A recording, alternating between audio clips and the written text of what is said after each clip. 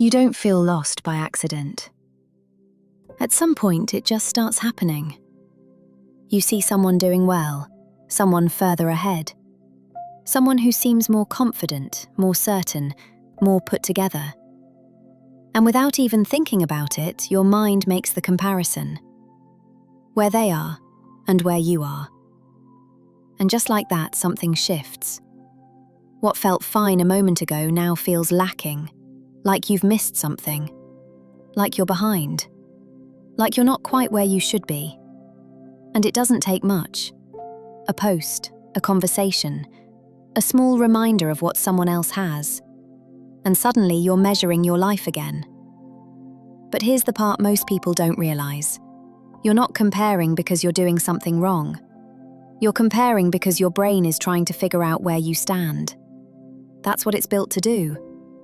From a basic level, your mind is always scanning, looking for signals. Am I doing okay? Am I safe? Do I belong here? And one of the quickest ways it answers those questions is by looking at other people. Because if you can see where others are, you think you can work out where you are.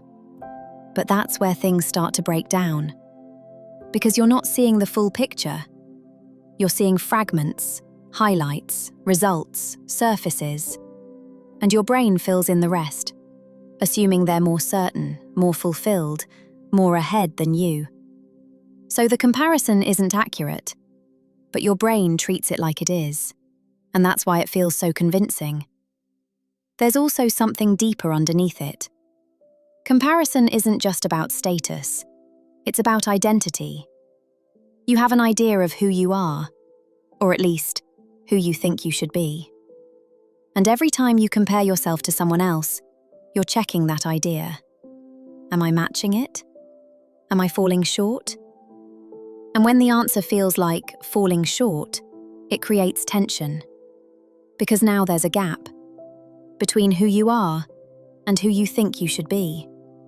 And your mind doesn't like gaps, so it keeps looking. More people, more examples, more evidence, trying to close that distance. But the more you look, the bigger the gap can feel, because there will always be someone further ahead in some way.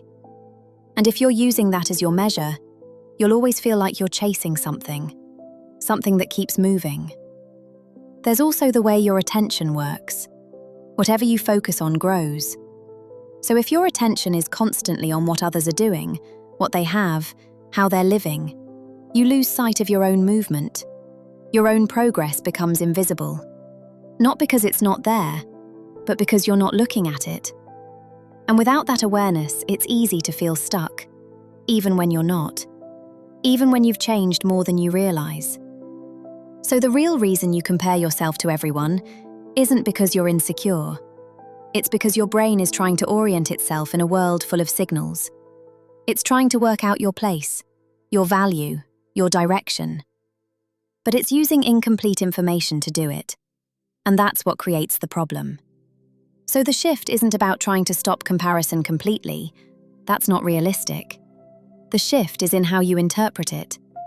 Instead of seeing comparison as proof that you're behind, see it as a sign of where your attention has gone. Outwards, away from yourself.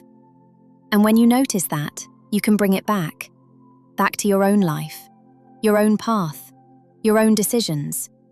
Because your progress doesn't need to look like anyone else's to be valid. It just needs to be yours. And maybe that's the point. You don't feel lost because you're failing. You feel lost because you've been measuring yourself against something that was never designed for you.